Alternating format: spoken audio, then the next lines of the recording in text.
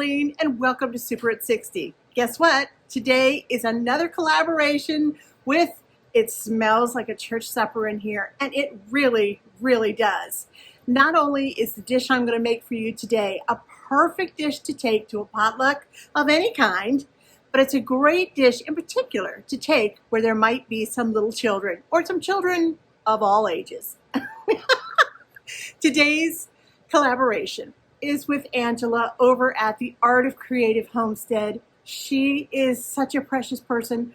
Her and her husband both have such a great channel over there. And if you in particular are looking for some really great gardening tips, jump over there as fast as you can because they are really good. They have a beautiful garden and they've helped me out a few times. So if you have any gardening questions, go over there. Either they've answered them already on a video or ask and down in the comments and they'll get back to you. They may even make a video all about it, just your question alone.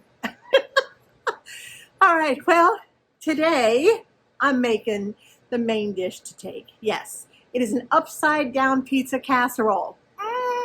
Does that smell good? Does that sound good? Oh yeah, both. So yeah, that's what I'm doing. And Angela is kind enough to be doing the dessert for us. I cannot wait to see what she's got going. She is so creative in the kitchen and comes up with some of the most wonderful dishes of all kind, whether it's an entree or dessert. But I think she is particularly good in the dessert, and that's why I asked her. And I also want you to meet them both. They are a one-of-a-kind special couple. So I will put their link below. Give their channel a look. I don't think you'll be disappointed, not one bit. So today, I'm going to turn the camera around. We're going to get started. It already smells so good in here. I mean, the minute you come through that front door, it does indeed smell like a church supper in here. All right, so here is the beginning fixings of our upside down pizza casserole. And you know, this is a very flexible casserole, as most casseroles are, but it's a wonderful flexible dish that you can take to any potluck. But of course, this is going to a church supper. What I have in my pan is 1 pound of ground beef, all cooked up, just a pinch of salt and a pinch of pepper. I also have a cup of chopped pepper. You can put green pepper in here. I just happen to have a red one, so I went with the red.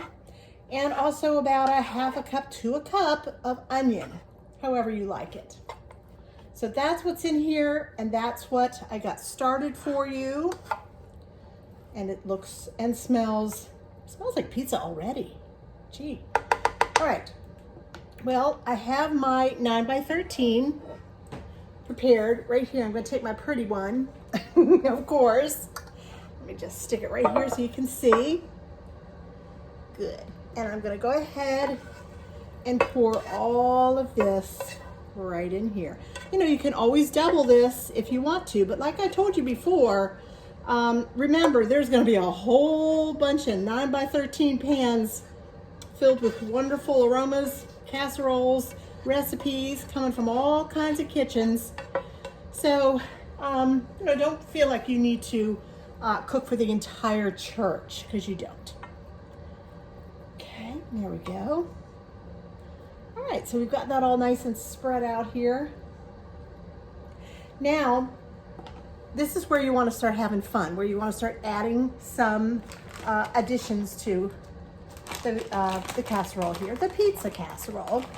I think what I'll do is just move it slightly, just for 1 second, because we're going to add, about a half a cup to a cup of pepperoni, because that's what I like on my pizza, and that's what the original recipe calls for. Of course, any original recipe I have is usually, by the time I'm done with it after a few years, it's no longer resembling the original recipe whatsoever.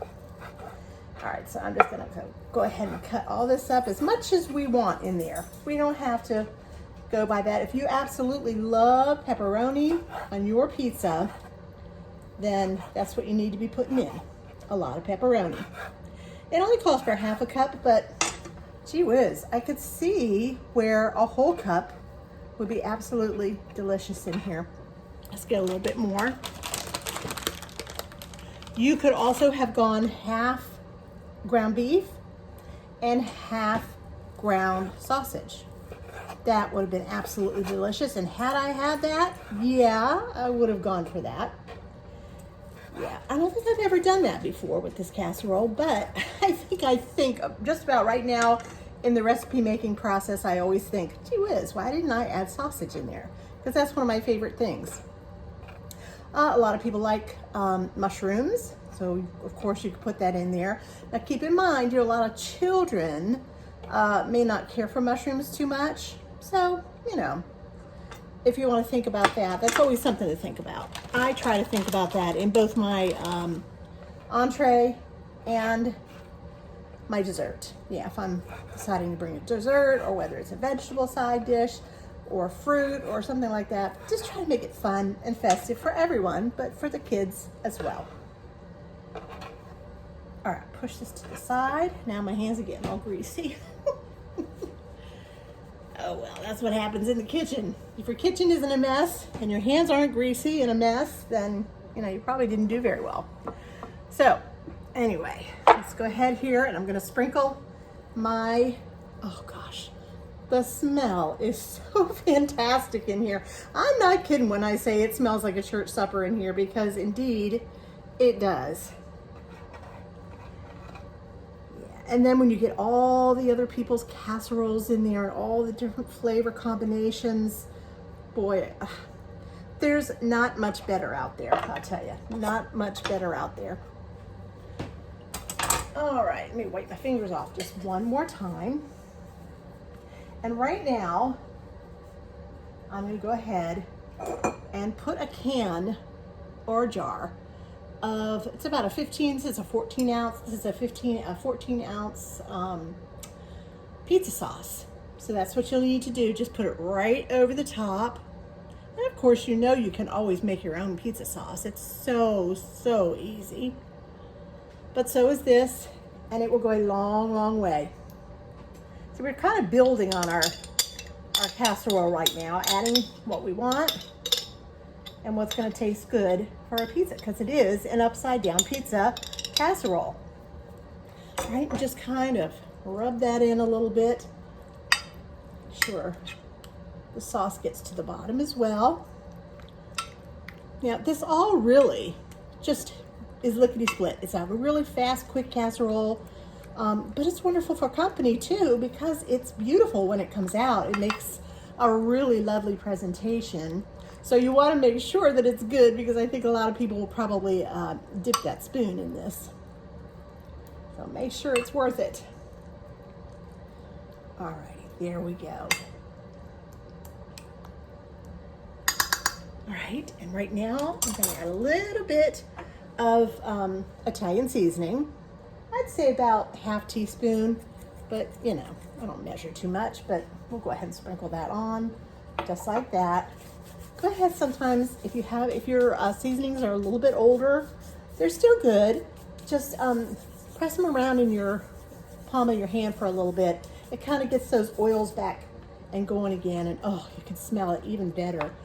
Now, not sure if I mentioned this or not, but while the hamburger or the ground beef was cooking, we always call it hamburger, okay? I think it's, every time I say ground beef, I feel like I'm hoity-toity or something. We always call it hamburger. But I did add a little salt and pepper when it was cooking. So there. And if you have beef that is a high fat content, you want to make sure that you pour it off as much as you can, because nobody wants to dig into this and just have a puddle of watery grease on the bottom. And then I went out to my garden and I plucked some stems of oregano. This is how you do oregano. You just pull it off the stem, just like that, and it will come right off. And they're small enough, the little tiny leaves on there, that you don't really have to chop. Oh, wow. Wow. All right, my mother-in-law taught me that oregano is for pizza and basil is for pasta. So if you're making a spaghetti sauce or a marinara sauce, you want to use your fresh basil. If you're making, well, not this particular casserole, but I am going to use it because it's a pizza casserole, but a pizza, if you're making a pizza, yeah, you want to make sure that you use your oregano. And oh, when you smell that, the first thing you'll think is, where's the pizza? Somebody's got a pizza somewhere. All right, and the last thing I'm gonna add on top of here before we add the final topping is, of course, some nice shredded mozzarella cheese. Now, if you wanna use, you know, the lunch meat size sheets of mozzarella cheese, absolutely, go ahead and do that. Just make sure you fill it all. All right, so there goes our cheese. I mean, honestly, how can this be bad? Fantastic.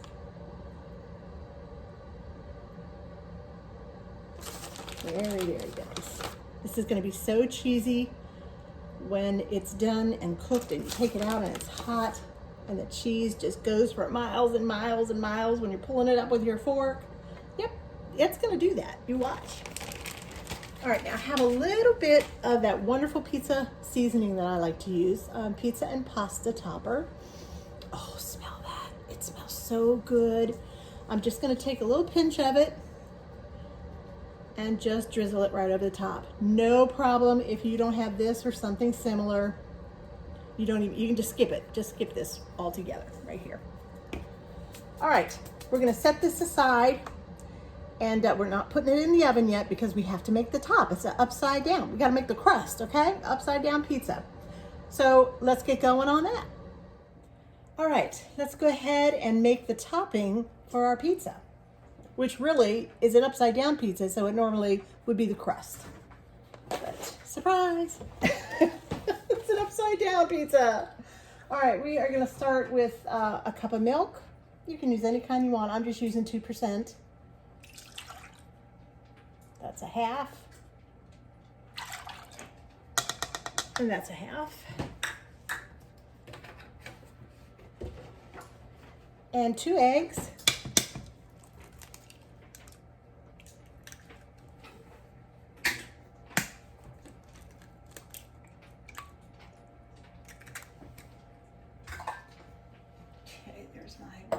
My fingers get so messy so fast. All right, 1 tablespoon of oil. This is simply a vegetable oil. Okay. All right, we're gonna stir that up really, really well. Make sure that the eggs are broken up.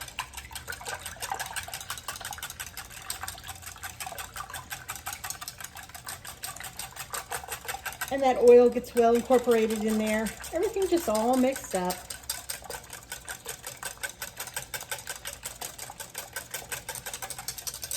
All right, that is looking good. You can always kind of tell when your mixture with eggs is ready because the eggs start to lose that dark yolky color and they become more of a lemon yellow. And that's exactly what's happening here. All right. So now we need 1 cup of flour, all-purpose flour. That's all I'm using. And I think we need 1/2 teaspoon of salt, pink Himalayan. That's what I'm using today. And I think I'm going to use, let's see, where did my cheese go? Whoops, I'm sorry, hang on.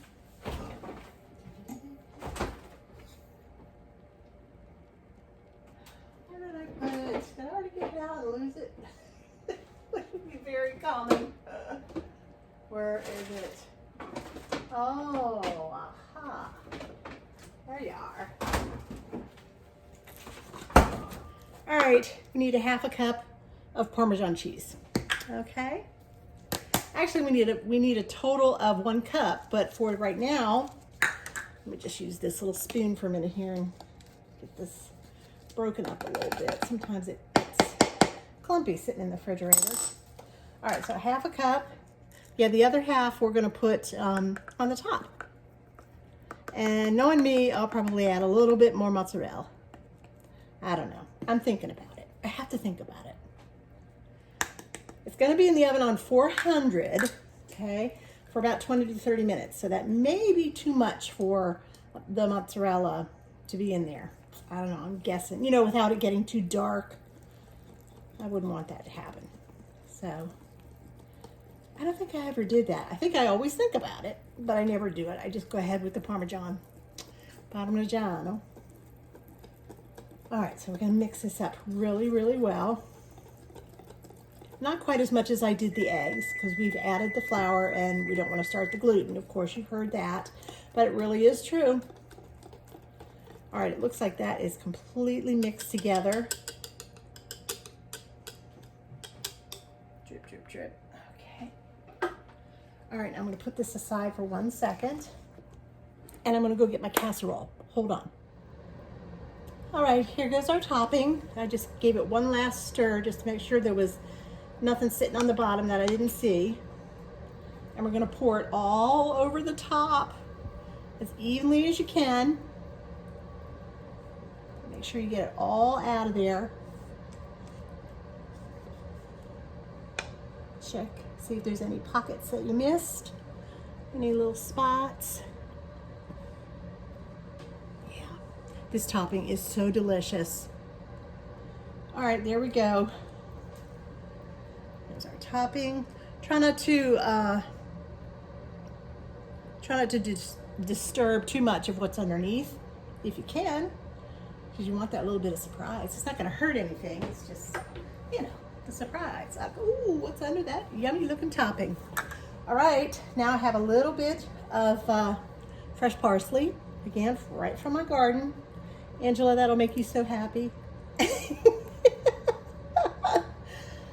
All right, let's go ahead and I just chop up my herbs most of the time, you know, with my fingers, pick them apart. I'm not too persnickety about that, you know. I don't know, I think it tastes better. And I like the smell of my fingers.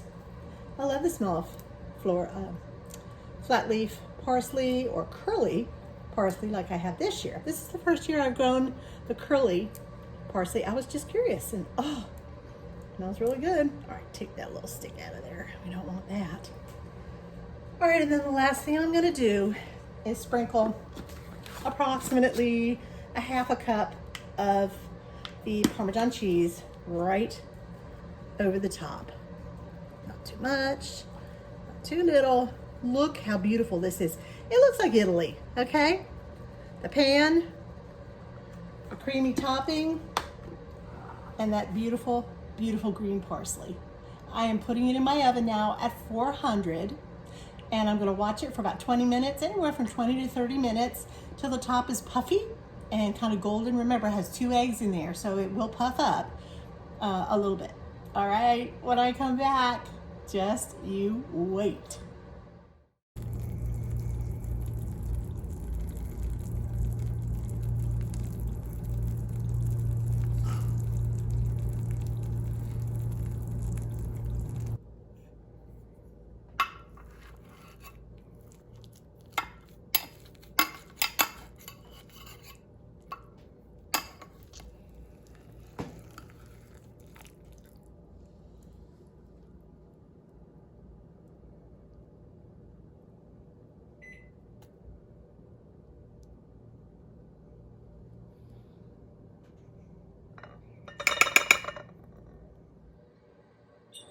Smells pretty good in here. Looks pretty good in here. Yeah, I think it's a little hot. Forgive me.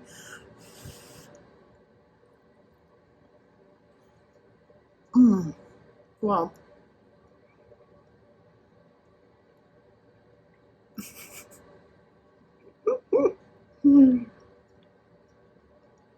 I feel like a little kid because this is so delicious. I feel like I'm eating a pizza. I really do. It tastes exactly like a pizza, and I love that crust on top. It's just perfect. If you're thinking, you know, is it anything like Jiffy Mix or like a Bisquick thing? It's not. It's totally different. See, it's thinner. It's thinner on top. It's not a big, thick topping. It is absolutely wonderful. This is a fantastic surprise. Try it for your family. And most of all, try it for your church family. From the youngest to the oldest, every single one is going to absolutely be diving in to your 9x13 creation. Oh, my house, the aroma in my house, well, it just simply smells like a church supper in here. Hey, make sure you stop in over to Angela's. I just know that her dessert today that's going to go along with our supper is going to be top notch. You do not want to miss it. So please head on over there. I did link below, so make sure you check there so you go right to her. And tell her I said hi. Tell her Darlene said hi from Super at 60. And tell her you're coming over there from our channel to hers. And to all of you who may be coming over here to Super at 60, well, welcome aboard. I'm so happy. What a great way to welcome you. Have a bite. It's so, so good. And to all of you, to each and every one of you, may the Lord bless you always. Bye now.